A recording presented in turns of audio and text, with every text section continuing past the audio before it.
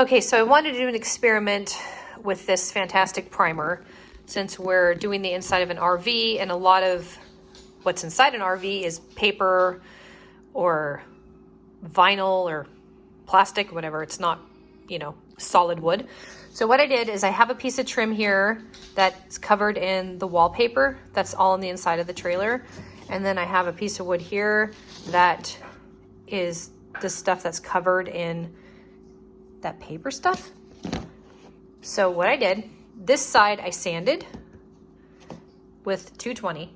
This side I did not sand. And then I put the primer on it. So this is the wallpaper.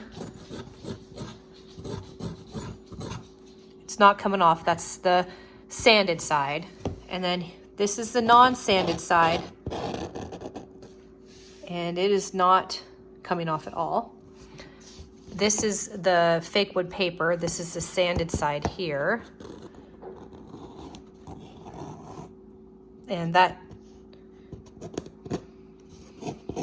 that's not coming off. This is the non-sanded side.